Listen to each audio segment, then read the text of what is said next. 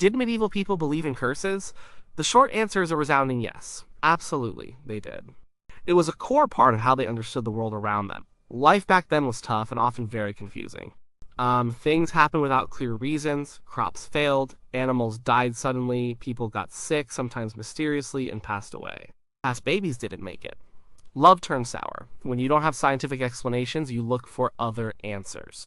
And for medieval folks, those answers often involve spiritual forces, both good and bad. They saw the world as a place constantly influenced by unseen powers. God was at the top, of course, a source of all good and grace. But beneath that, or perhaps alongside it, was a whole host of other beings. Angels, saints, and benevolent spirits were there to help. But just as real, and perhaps more immediately threatening, were demons, devils, witches, and people who wished ill on others. Curses fit right into this worldview. They were a way to explain misfortune, an act of malice by someone, or something that caused harm through supernatural means. Think about it. Imagine you're a farmer. You've worked hard all year. Your field is ready. Then, one morning, you wake up and a blight has hit your entire crop. It's gone. You don't know about fungi or plant diseases. All you know is your livelihood, your family's food, has been destroyed overnight. What do you think? Was it God's punishment? Or did that grumpy old woman down the lane who you argued with last week put a hex on your field? This kind of thinking was natural, even logical, in their time. It wasn't just about big disasters either. Small things, everyday annoyances, could also be blamed on a curse. A cow stops giving milk. A man loses his ability to perform in bed. A woman can't conceive a child. A child is born with an ailment. These were often not seen as just bad luck, they were often viewed as the result of a deliberate, malevolent act. Someone, somewhere, had caused this. This belief in curses wasn't some fringe idea held by a few superstitious people. It was widespread. It touched everyone, from the lowliest peasant to the highest noble. Kings and queens worried about curses. Bishops and priests acknowledged their reality, even if they framed them differently. It was woven into the fabric of society, into their stories, their laws, and their everyday fears. They lived in a world where magic, both good and bad, was a real and present force. And curses were a powerful, frightening example of that negative magic in action. They also understood that words had power. The spoken word could bless, or it could curse. A wish for ill, strongly felt and uttered, was thought to have a tangible effect. This wasn't just abstract thought. It was a concrete fear. If someone truly hated you and wished you harm, their words could manifest that harm. This deeply rooted belief system blended Christian teachings with older folk traditions that had been around for centuries before Christianity arrived. Many of these older beliefs centered on the power of nature, spirits, and the ability of certain individuals to manipulate these forces for good or ill. Christianity tried to push these out, or at least reframe them, but often the old ways simply merged with the new. People might pray to a saint for protection, but they might also wear a charm or visit a local cunning woman for advice against a suspected curse. It was a complex mix of faith and fear, and curses played a significant role in that mix. They were a constant underlying threat in the medieval mind. People didn't just believe in curses as some abstract idea. They had specific ideas about how they worked and who could cast them. Curses weren't all the same. They came in different forms, some more direct, some more subtle, and the people who cast them were varied too, ranging from official figures with religious power to ordinary folk with a grudge. One of the most common types of curses was simply a verbal one. This involved speaking ill will directly at someone or about them. It was about using words to invoke harm. If someone was deeply angry or felt wronged, they might yell out a curse, wishing sickness, poverty, or death upon another person. The power of words was taken very seriously. A strong, heartfelt curse, especially from someone who felt truly wronged, was thought to have a real impact. This is why people were often careful not to offend certain individuals, especially those with a reputation for a quick temper or a perceived connection to darker forces. Then there were curses that involved more than just words. These were often tied to some form of ritual or object. Sympathetic magic was a big idea here. The concept was simple. If you do something to a representation of a person, it affects the actual person. Think about a dollar in effigy. If you made a small figure to represent an enemy and then stuck pins in it, or burned it, or buried it, the belief was that the real person would suffer similar pain or destruction. This wasn't just about dolls either. You might take a lock of someone's hair, a piece of their clothing, or even some dirt from their footprint. These personal items were believed to carry a part of the person's essence. Doing something harmful to the object would transfer that harm to the individual. Binding spells were another type of curse.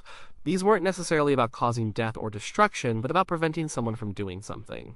A common one was related to love or marriage. If someone wanted to stop a marriage, they might cast a spell to make one of the parties impotent or infertile, or to cause them to fall out of love.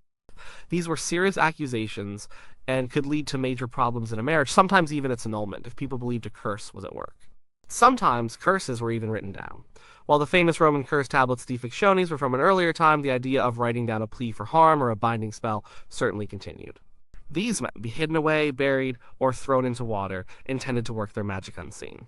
So, who cast these curses? Well, often it was believed to be people on the fringes of society, especially women. These were the witches or sorcerers.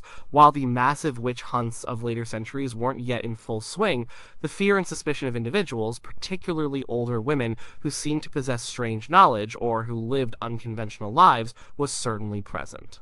If something bad happened in a village, people might quickly point fingers at someone they already distrusted or feared. But it wasn't just witches. Anyone with a strong enough hatred or sense of injustice could be believed to cast a curse. A jealous neighbor, a spurned lover, a servant fired unfairly. The idea was that malice itself, combined with certain actions or words, could activate a curse. Even official figures like clerics could use a form of cursing. The church itself could issue anathemas, which were formal condemnations and exclusions from the community and from God's grace. These were serious spiritual curses, believed to have real and terrifying consequences. So, the power to curse, in different forms, existed across society. Whether it was the muttered threat of a peasant or the formal pronouncement of a bishop, the intent to cause harm through supernatural means was a real and terrifying prospect for medieval people. The church was a huge part of medieval life. It wasn't just a place for worship, it was the dominant social, political, and moral authority. So, naturally, the church had strong views on curses. It's important to understand this. The official church stance wasn't that curses weren't real. Far from it. The church absolutely believed in the reality of curses and magic. But it viewed them as the work of the devil and demons, or as the malicious acts of humans who were influenced by such evil. From the church's perspective, true power, benevolent power, came from God alone. Any attempt to manipulate supernatural forces for personal gain or harm, outside of God's direct will or the church's sanctioned rituals, was seen as sorcery, witchcraft, and a grave sin. It was considered a pact with evil, a form of heresy, so if someone cast a curse, they weren't just being mean, they were engaging in an act that could damn their soul. This created a tension. People believed in curses. The church acknowledged their power. But the church also condemned the practice of casting them. This meant that if you were accused of cursing someone, you were not just facing social ostracization. You were also facing the wrath of the church, which could lead to penance, excommunication, or even, in later periods, prosecution. But how did the church deal with this? It didn't just condemn, it also offered its own solutions. If someone believed they were cursed, they wouldn't go to a witch. They would go to a priest. The church had its own rituals and sacraments designed to counteract evil. Exorcism was one of the most powerful tools. If someone was believed to be possessed by a demon or afflicted by a powerful curse, an exorcism would be performed to drive out the evil influence. This shows just how real the threat was taken. Priests also offered blessings, holy water, blessed objects like crosses or medals, and specific prayers were all used as protective measures against evil and curses. These were the church-sanctioned ways to ward off malevolent forces. The church essentially said, yes, evil magic exists, and it's dangerous, but we have the true divine power to fight it. Don't go to those who practice dark arts. Come to us for God's protection. Penance was another tool. If someone confessed to casting a curse, they would be given penance to atone for their sin. This could be prayers, fasting, or other forms of self-denial. The goal was to cleanse the soul and break the ties with the demonic forces they had supposedly invoked. Over time, especially as the High Middle Ages turned into the Late Middle Ages, the church's response became more severe. The legal framework for prosecuting sorcery and witchcraft started to solidify. While the infamous witch trials were mostly a post-medieval phenomenon, the groundwork for persecuting those who used magic was laid much earlier. Early church councils and theologians debated the nature of magic, defining what was legitimate miracles, divine intervention, and what was demonic curses, sorcery. So the church's view was complex. It firmly believed in the reality and power of curses, but it attributed that power to evil and demonic forces. It condemned the act of cursing as a sin and heresy, but it also offered its own array of spiritual weapons and remedies to protect people from curses and to cleanse those who had fallen under their influence. This dual approach meant that the belief in curses was not only tolerated but deeply integrated into the religious and spiritual understanding of medieval life, even as the church sought to control and define the boundaries of acceptable magical practice. We can say medieval people believed in curses, but how do we actually know this? Um, it's not like they left us a detailed survey. We have to look for clues in the things they left behind, in their stories, in their laws, and even in their buildings. The evidence is scattered, but when you put it all together, it paints a very clear picture. One of the strongest pieces of evidence comes from legal records. People were actually tried for witchcraft or for casting curses. If someone was accused of causing harm through magic, it wasn't just dismissed as nonsense. It was taken seriously enough to go to court. These trials, whether they ended in conviction or acquittal, show that society believed in the efficacy of such acts. Imagine a neighbor accusing another of making their cattle sick through a curse. That accusation could lead to formal proceedings. The fact that these cases appear in court documents tells us that the fear and the belief were very real, not just whispers in the dark. Literary sources are also a goldmine. Medieval literature, from epic poems and romances to chronicles and popular tales, is full of references to curses. Knights are cursed by wicked sorcerers. Lovers are bound by spells. Entire families suffer from ancestral curses. Take the famous Arthurian legends, for example. Magic, enchantment, and curses are integral to the plots. Morgan Le Fay, a powerful sorceress, frequently uses magic to harm King Arthur and his court. These stories weren't just for entertainment, they reflected the worldviews of the people who told and listened to them. They reinforced the idea that curses were a real and potent force in the world. Then there are charms and counter-charms. We have surviving manuscripts that contain various magical spells. Some are for healing, some for protection, and some, undoubtedly, are for causing harm or influencing others. These texts, often called grimoires or books of secrets, show that there was a practical side to the belief. People actively sought out and used magical formulas to achieve their desired outcomes, whether that was to lift a curse, gain love, or inflict misfortune. The very existence of counter-charms, designed to ward off or reverse curses, proves that curses were believed to be a threat that needed to be actively combated. Archaeological finds also provide clues. Amulets and talismans were commonly worn or placed in homes and graves. These objects, often inscribed with symbols, prayers, or protective verses, were meant to ward off evil, protect against harm, and deflect curses. A simple cross worn around the neck was one such protective item, but there were many others, sometimes more pagan in origin, that were believed to have specific powers against malevolent magic. Finding these objects in excavations shows that people took physical steps to protect themselves from unseen dangers, including curses. Even everyday practices pointed to this belief. When a child was born with a deformity, or a marriage suddenly failed, or a business went bankrupt, people often looked for a cause beyond simple bad luck. A curse was a convenient and frightening explanation. The fear of the evil eye, a belief that certain individuals could cast a curse simply by looking at someone with envy or malice, was also widespread. People might cover their children's faces or wear charms to protect against this unseen danger. The constant invocation of saints, angels, and the Virgin Mary in daily prayers wasn't just about seeking divine favor. It was also about seeking protection from all forms of evil, including the curses and machinations of the devil and his earthly agents. The churches themselves, with their holy relics and sacred spaces, were seen as bastions against dark forces. People would seek sanctuary there, not just from human enemies, but from spiritual ones as well, including the effects of curses.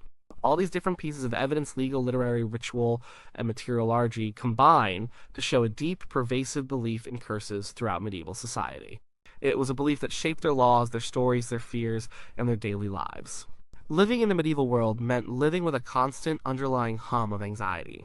Not knowing about germs or mental health or economic cycles meant that many things were inexplicable. And when things were inexplicable, people often attributed them to malevolent forces. This constant threat of curses, whether from a witch, a demon, or an angry neighbor, meant people had to find ways to cope and protect themselves. The most common and universally accepted way to seek protection was through religion. Prayer was paramount. Daily prayers, special prayers for protection, prayers to specific saints known for their power against evils, these were all central to medieval life. People believed in the intercession of saints, who could act as powerful advocates with God. Saint George, for instance, was invoked against evil and dangers. Saint Christopher protected travelers. The Virgin Mary was seen as a powerful protector against all forms of malevolence. Blessings were also very important. Priests would bless homes, fields, animals, and people with holy water, prayers, and sacred objects. This was meant to create a spiritual barrier against evil. Pilgrimages to holy sites where relics of saints were kept were also seen as powerful ways to gain divine favor and protection. Touching a relic or simply being in its presence was believed to impart a special grace that could ward off curses and bring healing. But, alongside these official religious practices, people also relied on a wealth of folk remedies and magic. These often blurred the lines between official church doctrine and older pre-Christian beliefs. These amulets, as mentioned, were very common. While the church might prefer you wear a cross, people often wore other charms, perhaps made of specific stones, plants, or animal parts, which were believed to have protective properties. These might be seen as superstitious by the church, but for the average person, they offered an extra layer of security. There were also wise women or cunning folk in almost every village. These individuals weren't necessarily seen as evil witches, but rather as people who had special knowledge of healing, herbal remedies, and how to deal with curses. If you suspected you were cursed, you might go to the priest, but you might also discreetly visit the cunning woman down the lane. She might give you a special charm to wear, a specific ritual to perform, or tell you how to identify the person who cursed you. This was a parallel system of protection, often tolerated because it addressed real fears that the church couldn't always satisfy on a practical, local level. Sometimes the solution to a curse was believed to be a counter-curse. The idea was to turn the evil back on the sender. This was a risky business, as it involved engaging in the very magic the church condemned. But, in desperate times, people might resort to such measures, hoping to break the spell by sending it back to its origin. The social impact of this belief was profound. Accusations of witchcraft or cursing could destroy a person's life, leading to social ostracization, violence, or even death. Suspicion and fear could fester within communities. If a series of misfortunes struck a village, people would look for someone to blame, and the finger often pointed at those already on the margins of society. This created a climate of suspicion and distrust, where a simple argument could escalate into accusations of dark magic.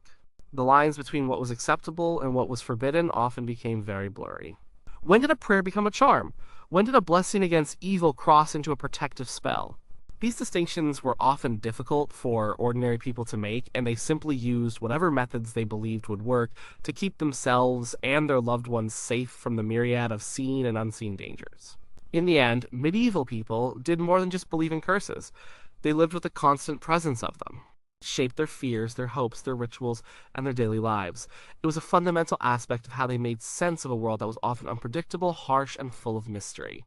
Their search for meaning and control in an often dangerous existence led them to embrace a spiritual landscape, where curses were a very real and very frightening part of reality.